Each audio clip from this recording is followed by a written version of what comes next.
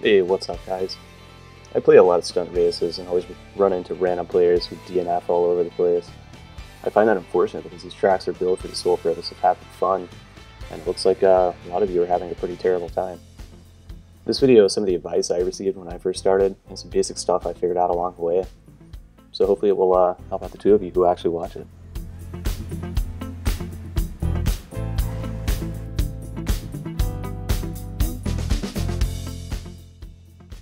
Using the wrong car is the most common reason why I see people DNF. Essentially, choose the Entity. It's the default test car used by creators while building these things, which means a lot of the time other vehicles won't work at all due to the differences of car physics, as you see there. If you're a beginner, seeing a course for the first time, there's really no reason for you to be in anything else. If you don't have a custom Entity, just go with stock. I know it's a tough pill to swallow if you have like customs in Torno or Osiris or something like that, but finishing is always better than DNFing. And if you find yourself actually enjoying these races, go buy an Entity and upgrade it.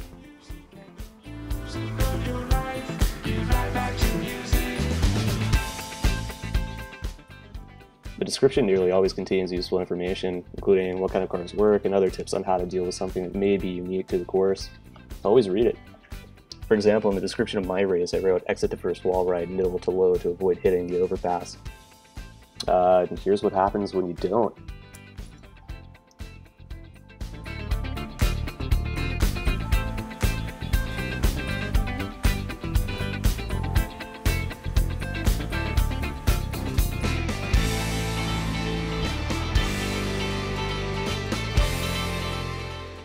Yeah, so instead of running like a good lap, you had to respawn and try this whole thing over again when you could have hit it the first time had you read the description.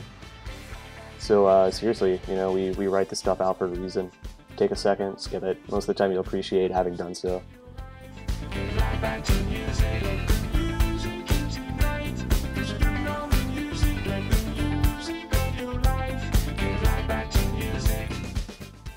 We spent a lot of time making sure that dummy-proof containers are aligned just right so that they put you on a perfect line to hit whatever stunt it is that you're approaching. Give them a gentle bump, and you'll be on your happy stunning way. If you don't, well, here are a few examples of what will happen.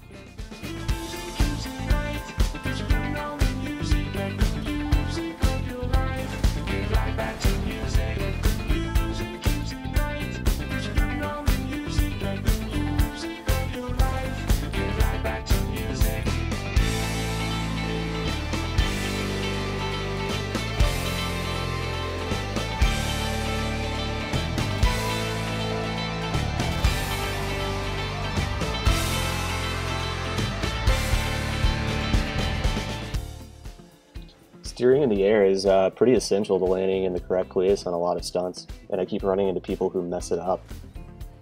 First things first, the left analog stick will roll your car in various directions. That's how you do things like backflips or flatten yourself out from a barrel roll. It's pretty much your primary tool to get your car back to a wheel down position while in the air.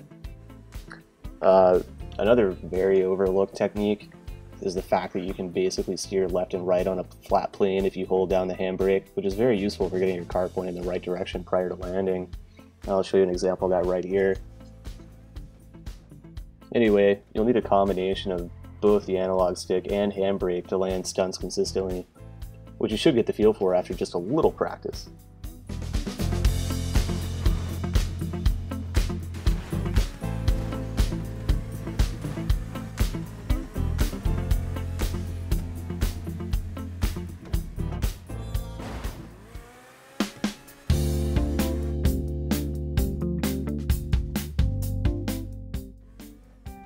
Attempting a new wall ride is a lot like fooling around with a new girl for the first time. They're all built a little differently, so they'll likely be a little underwhelmed if you try the exact same thing that worked on the last one, but if you know enough about their anatomy and what to do in general to survive, you can improvise enough to figure things out faster, and have a much better time on subsequent laps and races. Kickers. Kickers are the ramp that put you on the wall. Nearly all kickers are different, but the goal is the same, to get your car airborne and rotate it so all four tires land squarely on the ride.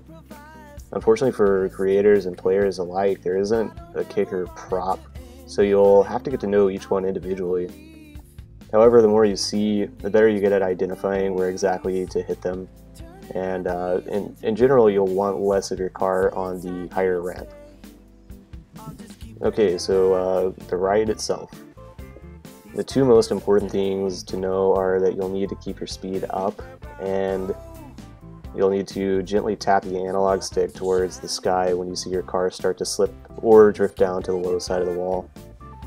An additional way to control your height on the wall is through acceleration and deceleration. Decelerating will move you a little lower on the wall, while accelerating will move you higher. Of course, that's not quite as extreme as the analog stick.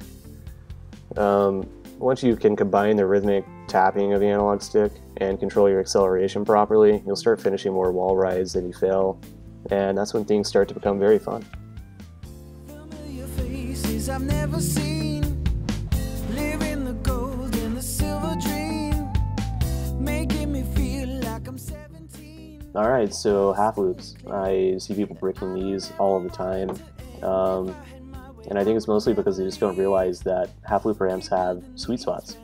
If you look at a half loop ramp like dead on, just see which direction your wall ride is going. It's moving to the right.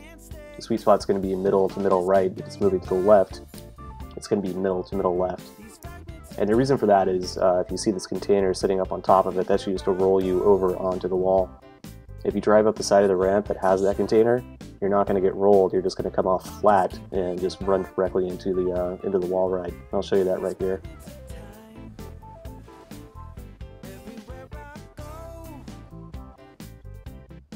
So yeah, that's all there is to that.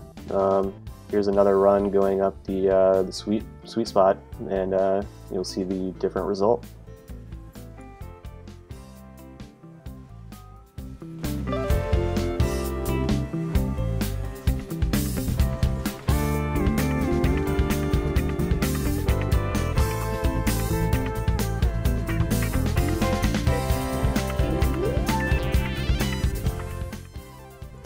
Given that anyone can fire up the creator and watch his tutorial on how to build the basic stunts, a lot of crappy jobs are out there, and a lot of you guys play them. You really need to understand that there's a huge difference between a course being designed to be difficult and one that is difficult because the creator was a lazy idiot. Now conversely, there are a lot of guys and gals who take their creating very seriously and make amazing stunt races. Unfortunately, sorting through the bullshit to get to the good stuff is and will remain difficult until Rockstar makes a few changes. But there are some things you can do and places you can look in the interim to make the process a little less like blindly throwing darts at a board. The easiest thing to do if you don't know where to start is just to go down to the description in this video and click on the playlist I linked. I have quite a few built ranging from beginner level to expert, and a couple more that I update almost daily with new races. And if you play a race you like, pay attention to who created it. Go to his or her social club and bookmark other jobs made by that creator. You can also view playlists built by that person, just by being on their job page and clicking on the playlist link. It'll take you right there, as you can see on the screen. I'd also recommend, just if you're racing with people and they seem to be enjoying themselves or they're decent, shoot them a friend request. If you're proactive about doing that, you'll never be short on invites to new races or race playlists, or having people to join yours when when you start firing them up yourself. Anyway, appreciate y'all watching. Hope this helped at least a little bit. I'll have links to all the races featured in this video down below, as well as those playlists I mentioned. Later.